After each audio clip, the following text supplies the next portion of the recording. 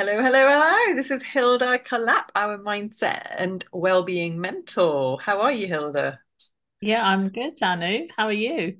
I'm fantastic, thank you. It'd be great if you could, tell my viewers and listeners more about you. Well, I just start with these kind of questions. Just in a nutshell, I'm a single mum to two teenage daughters, and I live in the southwest of England. I used to be a journalist and communications manager for many, many years for different organisations like the Red Cross, and I got to travel a lot with that. And now I'm a holistic health practitioner specialising in mindset and well-being, and I work with empath leaders because they are the trailblazers of the world who want to create a better world for all of us. And being an empath myself, I really resonate with their values. Oh, fantastic. Oh, thank you so much for that. And yeah, it's great to have you here because today we've got a very important topic that we're going to be discussing, and that is neurodiversity. And I just feel like, especially now because I think it's next week, is it Neurodiversity Awareness Week? That's right. It's Neurodiversity Awareness Week. That's Absolutely. So I think, it's come at a good time.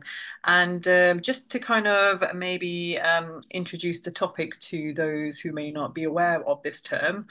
When you're neurodiverse, it encompasses a wide range of conditions, which include autism, attention deficit hyperactivity disorder, which we know as ADHD, dyslexia, Tourette's syndrome, and quite a lot of others, right? Which we're not really that aware of right now because they're not highly spoken about. And I know, as yourself, you're a neurodiverse being, and someone who's obviously managing it very well. I just think it'd be great for you to talk more about that, about your condition. Mm. Well, I mean, empaths and highly sensitive persons are included in the neurodiverse definition. Some of the traits that we have, we physically can feel other people's emotions. We can totally feel what they're feeling and thinking and read their energy. And it's can be really overwhelming when you go into a room and you don't know what the protection methods are to protect yourself from those energies because you immediately can sense negativity and other other sort of emotions. So it's quite challenging. And what else can I say about it? Really, just I've over the so I experienced a lot of burnout when I was younger, and I couldn't understand why I was experiencing burnout. And the way my mind processes things is that I've got a completely photographic memory, and it used to be even more photographic when I was younger. So, for example, when I was studying journalism, I memorized the whole book pretty much, and I would be tested on it by friends, and they'd say, "Oh, the answer for that question is this." Maybe it was related to defamation, and I would say, "Oh, no, no. If you look on that page," and I'd literally say page 93 on the top right hand side, the answer is actually that. And they would turn to that page, they'd look at it, and it's like, oh, like this. And so I absorb information so quickly, so fast, and it kind of always goes into my whole system. And I find there's a huge mental load on me. And because of that, I burnt out, especially when we had the information age. In the days before internet, it wasn't so bad. But subsequently, with all the bombardment of information that's constant 24/7, Yeah. I just didn't know how to protect myself from it. And so I burnt out when I was in my early 30s and was had chronic fatigue and was bedridden for about a year, really, on and off, very, very unwell. And it took me 2.5 years to get to a point where I could function again. I could go back to work. And that involved actually a move to a very quieter, much quieter country than the UK. So it involved a move from London to New Zealand to have Wow. that path of healing. That's a big change because obviously you're in Devon now. So what made you shift from there to Devon? Children, I had two children. So it got to the point, and there's hope for everybody because it got to the point where my body wasn't functioning, to a point where about 6 years later, I fell pregnant with my first child. Unfortunately, that didn't end in a pregnancy. I miscarried when I was 4 months pregnant. But then I got pregnant again the following year. and luckily I had a full pregnancy. So I mean, just to get pregnant in the first place, your body has to be pretty healthy. Your thyroid has to be functioning, your oxygen levels and your the nutrients you have in your body have to be high. It does take quite a lot to become and carry a full-term pregnancy. So I got to the point where I really felt that I had recovered. But when I had my two children, we missed all my relatives here on this side of the world, and I wanted them to grow up knowing their uncles and their grandparents. And so we moved back from New Zealand back to the UK when they were 2 and 1. Oh, wow. Okay. Oh, what a fantastic life journey that you've led. And, I just love the fact that you've not let any of this ever, get in the way. And it's interesting because at school now, we are, there's a lot of labeling going on, isn't there? And I know that, there was a time where people, they weren't accepting neurodiversity as well as they probably are now. And whenever I hear about anybody who might be on a, autism scale, or, they might have ADHD, the first thing that comes into my mind is, wow, what special skill do they have? Yeah. Like for me, it's a sign of intelligence. It's a sign of like, wow, they've got a gift which, is going to lead to something in their lives. Because, and if we look at all of the amazing like inventors and the amazing like millionaires, billionaires out there, a lot of them are neurodiverse, aren't they? Yes, you just have to look at them and you see. I just read someone's profile today on LinkedIn and he connected with me. He's based in the US and he said, I did this when I was 4. I was working on an IBM little computer and I did this and did my first coding when I was 7. And I've done this, this, and this. And his company is kind of called something like multimillionaire, and he's been running it for over 30 years. And he's just got this amazing niche that he's totally fixated on and he totally excels at.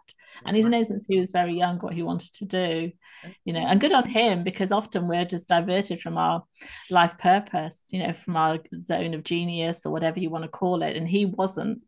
And I think you can get very distracted, especially if you've got ADHD, you're constantly distracted, you're leaving things to the last minute. And yeah, and I do think some of that does stem not just from genetics, but from trauma. Yeah, absolutely. And that's exactly what we're talking about today is the understanding how trauma plays a role in neurodiversity. And also I find that those, who may not be managing their kind of condition that well, it can also lead to trauma. So it can kind of work both ways, can't it? Trauma can lead to it, but then it can also lead to trauma in itself. So yeah, so in terms of like any kind of traumatic incident that someone might have gone through, if it's abuse, neglect, or violence, or any kind of natural disasters in the world, interpersonal conflict. This can Yeah. have a huge impact on someone's mental, emotional, and physical well-being. And and the symptoms which are associated with that include like your PTSD symptoms, which is like having flashbacks, anxiety, depression, forming healthy relationships. So, how is Mm. that linked to neurodiversity from your perception? Well, I mean, it's difficult to say what happens first, whether it's the trauma that creates the neurodiversity or like you say, in the neurodiversity that sort of is a feedback loop on the trauma. I mean, people like Gabor Mate say that all of it is caused by trauma. All of these conditions are caused by trauma, and he writes about that in the Myth of Normal. And there's different schools of thought about that because some people don't obviously agree with what he's saying. I think I mean my own background is that I experienced childhood domestic violence to a high degree. I witnessed it from the age of 5, even younger actually. My uncle fighting with my father, and then my parents fighting with each other. I grew up with it, and there was always a tension in the home. You were always hyper vigilant. And I remember when I had my first boyfriend, and he said my eyes used to just move constantly around the room. That's constant, they were never still. And I was always on hypervigilance. Is there going to be someone who's going to hurt me? Is there going to be a plate being smashed against the wall if the dinner's not right? And that's the kind of childhood I had. And And I don't know also if that caused the neurodiversity or not. I know my mother was also autistic and but not diagnosed. And I know that when she was, so my mother was Russian, and I know that when she was in the womb, it was the time of the Nazi invasion of Moscow, and the tanks were literally encircling the city. They were, maybe 3-4 miles from the city, center of the city. And my grandmother was 7 months pregnant with my mother when that was happening. So of course there would be complete fear, and that all the hormones would be going into, the cortisol and the adrenaline would be going into the baby's blood, from the mother, and if you look at studies, as Gabor Mate has done, of children who are 4 or 5 when Hungary was invaded, four out of 5 of those children have become are either autistic or have ADHD from his extensive studies. So again, that whole, the energy that's around them, the energy that in which they've grown up or developed in. There's lots of studies that say that can cause autism or ADHD. Yeah, no, I can totally relate to that as you were talking because, a lot of kind of what trauma causes, like the symptoms as we get older, it can lead to like social isolation. And, we could, like you said, with a hypervigilance, we can have like a lot of sensory like sensitivities. I know, like in my case, yeah, I actually couldn't even, form any intimate relationship because I just had the scent of my perpetrator, with me whenever there was any partner. And so that would come up. So I was highly sensitive to that, which really did affect relationships and also difficulties understanding social cues. That's a big one Yes. as well. And not Yes. understanding if somebody, I could just like remember kind of being in social settings and, I might have been saying something which was inappropriate or, it might have offended somebody and not understanding what, that I was offending somebody. Yeah. Yeah. Yeah, it's just crazy. Yes. And also like any like heightened kind of vulnerability to bullying or abuse as well. I was going to say that. That's exactly what happened with me.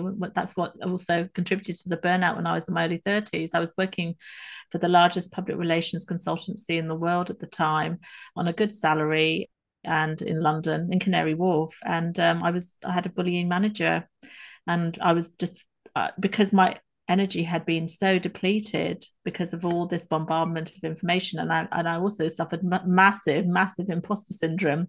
I kind of was looking at myself thinking, what am I doing sitting in this office? I'm just that young girl, I still, who grew up in poverty basically, and had hand-me-down sort of, holes in her shoes and things like this. And what am I doing sitting in this amazing plush office in the center of London, in the financial sector, and with this fancy title, with a team, 5 or 6 people to support me, running multi-million accounts, and I just got this massive imposter syndrome. And so yeah, more prone to that, more prone to bullying for Mm, sure. absolutely. Um, And and yeah, I mean, I don't want to say that you bring the bullying on yourself. I mean, it's just, yeah, because I don't want people to feel like they've created it. But at the same time, when you do see that there's a part that your energy depletion has played, you then can take the power back and say, look, I'm not going to be depleted anymore. I'm not going to allow myself to get into that state where I'm so vulnerable.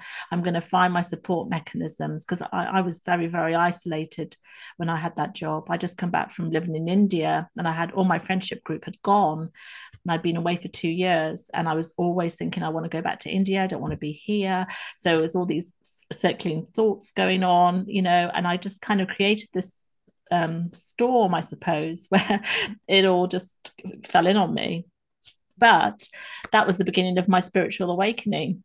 That okay. was the beginning of my journey away from climbing the corporate ladder, every year, swapping jobs, getting promotion, getting more income, and thinking, this is life, to realizing actually, no, that's just a small facet of your existence. And are you doing what you're here to do? Are you Absolutely. wasting your time? Yes, know your why. That's a big one for me this week. It's about just, keeping really focused on your why, because I just feel like if you don't, then, you're just going to be lost. Yes. Yes, it is really good, important I think for us as well is with all these hats that we wear and all these balls to juggle, women especially have so much in society these days to juggle, that it's really important to focus maybe on two things that you just love, or one thing that you just love, and then just do that. I mean, I was reading the story of Jasmine Paris. She's just run the ultra runner. She's just run the Barkley Marathons, which is a series. Did you read about that? A series of 5 marathons, basically, that are run. It's 100 miles, 160 kilometers that are run over 60 hours. You have a time limit on how fast you have to complete the circuit. Oh my God, that sounds horrible. Yeah, it's in Tennessee. And she's just been the first ever woman to complete it. And Wow. she did it with 99 seconds to spare. Way to go. Oh my God, I can I just imagine how intense that would have been. didn't sleep for Wow. like 60 hours, Yeah. just Oh kept my God. running. And I mean, she's got 2 young children. I think they're only about sort of 5 and 4. And she did a run in the UK, and she still won it. And during that run, this is 3 years ago, she was expressing, she had to stop to express milk for her baby, and she Oh still my won the race. gosh, you're still, wow. So this is focus. I mean, I don't know if she's neurodiverse or not, got no idea. Never. This is this is mindset, this is Yeah. focus, this is following your dreams. And she doesn't have like a special, I just read something, just a short, Q&A that she did. She doesn't have a special sort of diet routine necessary. It's not really strict. And she runs every day. She gets up at 5 and she runs every day. Wow. See, yeah, absolutely. That's what you call focus. And so, just coming back to kind of, support available for neurodiversity, because something which we haven't really spoken about is emotion regulation. How have Mm. you found like regulating your emotions kind of growing up? Regulating my emotions was difficult growing up because I had no boundaries really. We were allowed to go to bed whenever we wanted to, me and my brother, and watch whatever programs we wanted to. I remember watching the film The Birds when I was about 6 and being this nightmare, having nightmares It's so watching this film that was, yes, a horror movie for 18 plus, at that time. But we were allowed to watch anything pretty much. The only time the TV was switched off or we had to leave was when there was anything sexy going on. If people were sort of starting to take their clothes off, I was either switched to another channel or we had to leave. So, but you can watch the birds, and see people's eyes being pecked out. So it was quite interesting. So as an empath, that was so strange because and I kind of had to. I suppress my emotions, like to sort of not feel too much, not to cry. I learned not to cry, that you had to be strong and brave and not talk about things and be stoic and keep it all in. And then that's the way that you're going to end up with chronic disease. That's the way you're going to get sick and end up having all sorts of high blood pressure, which I had, stress, drinking too much. So now these days, so I gave up alcohol just before I had my children because I wanted to get pregnant, and it was the way to improve my chances of getting pregnant. So that was a big why. This is a big motivation because I was really determined to be a mum. Wow. And I've stayed off alcohol for I know about 15, 16 years now, and I don't miss it at all. So that's one thing that I've done to, I had to do it to save my life really, because I was drinking so much at one point, to cope with the trauma. And then I meditate every day. So I discovered meditation and yoga when I was about 35. I'd had a terrible time my first year in New Zealand, struggling with culture shock and isolation, not knowing anybody, but having this fantasy that it was an amazing place, having been on holiday for 3 weeks. And of course, it's different to living there, and coming this fantasy, it can never live up to your expectations. So I'm every day I do transcendental meditation for 20 minutes in the evening and 20 minutes in the morning. And I do about 10 minutes of yoga in the morning. I need to do a bit more because my body tells me, I need to do a bit more. Yeah. Yeah. And then when I feel like I'm mentally overloaded, I will walk more than I, normally do. And I will literally just say, look, nothing to myself, nothing's worth sacrificing your health for, not money, not anything, and I that's what I'll say, my mantra. And I will literally just switch off the computer and I'll just do something that is just relaxing. Oh, that's amazing. Yeah, because even though I haven't been diagnosed as neurodivergent, but not divergent, sorry, I've also found that overstimulation via technology can really affect me, and I just become really zombified. Yes. Just Yeah. because just overload of information. Mm. Maybe I'll send you the empathy self-assessment test afterwards, and you can see if you where you score on the empathy Yeah. scale. Yeah, because I suppose you're not going to be Oh. diagnosed unless, we actually, unless we kind of see something happening and then we have, we go to our GP, um, Mm. who can then obviously officially diagnose us. But do you find for those like someone like me who, I don't really see much, or, many symptoms right now or see it being much of an issue, do you think we should still be diagnosed or, should we still kind of take tests to see if we are? I think that's a really individual decision. Some people are ready and they think, yes, I really want to know. And it's a relief, to get this diagnosis of something, and they can then seek out support from groups that are run for empaths, highly sensitive people, people with autistic people. But other people don't want to have a diagnosis. They just sort of, I'm living it how I want to live, and I'm happy, and I've got my friends, and all the rest of it. So it's very individual, really. But ultimately, as human beings, we all need social systems to support us and connect with us and empower us. And again, when you maybe, well, definitely when if you're isolated, that's when I think most people really struggle. When they're really, that's when I've struggled, and that's when my clients, and other people I know have really struggled, is when they just don't have any support mechanisms and they feel completely alone, and they just don't have anything that no sort of spiritual connection that can support them through, nothing at all. And that's, you need to reach out. And the Samaritans, if you want to call Samaritans, are only a phone call away. And it's difficult sometimes to motivate yourself when you get into a bit of a funk, really. But join a group, Yeah, and find people, like-minded people, and yeah, just keep trying. If one doesn't work out, just keep trying and don't take it personally that one didn't work out. You yeah. know. Yeah. And I just things like little things like noise cancelling headphones and those fidget toys, because they all help, don't they? Yeah, my daughter's autistic, and she has used fidget toys in the past. Um, there's lovely sensory rooms that can be very calming. I tell you what is really good is aromatherapy or oils. I've got a diffuser with geranium or lavender on the go. Mhm. That really helps a great deal, and it's great for other things as well, like menopause, for example.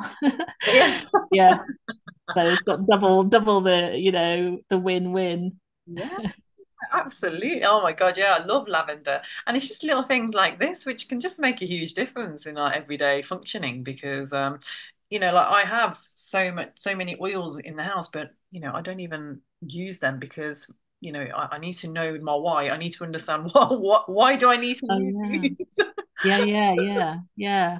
I think that one of the best things is to ground yourself, put your feet on the ground if you're feeling a bit kind of, overstimulated, and just really slow down and really sense into everything. So I now hear this, and then focus on that. I now touch my desk. And I really focus on that. I now smell the lavender oil.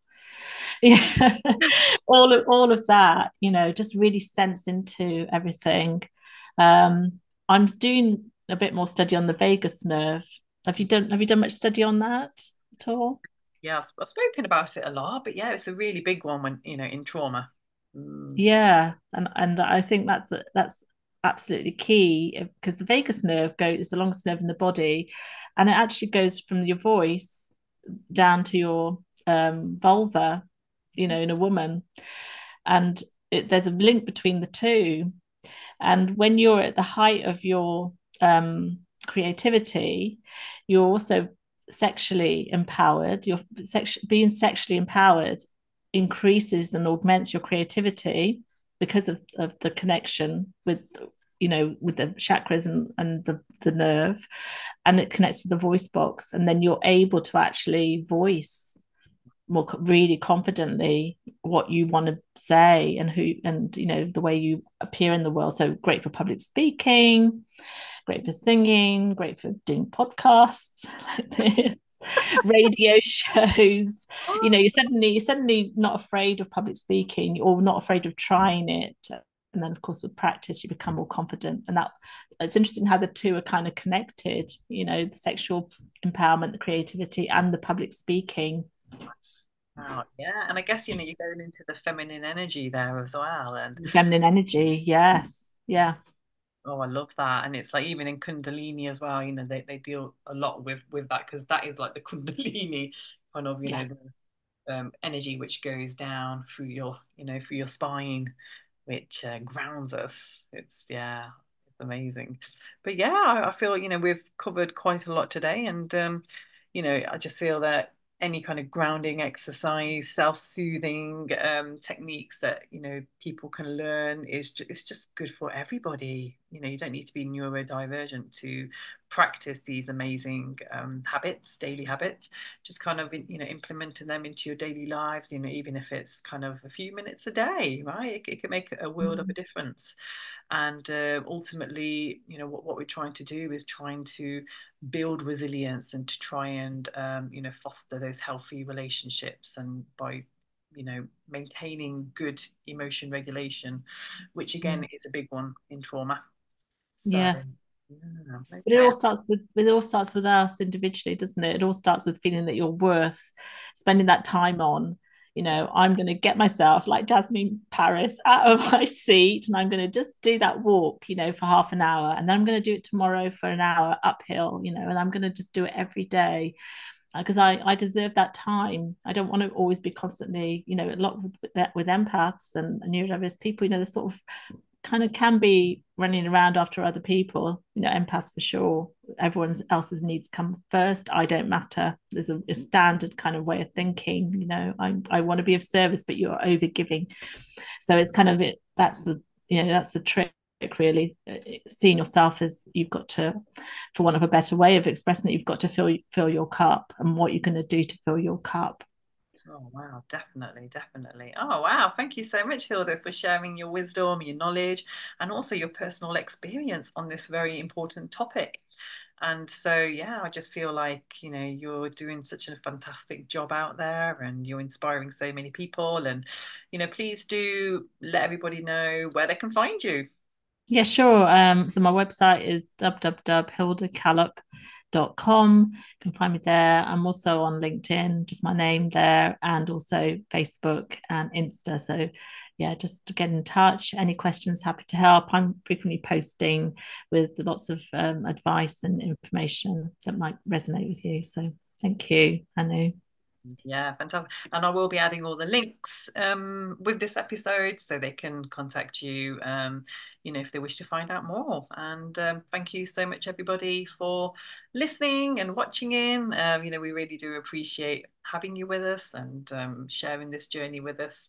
And again, Hilda, you've been amazing, and I look forward to speaking with you again very soon.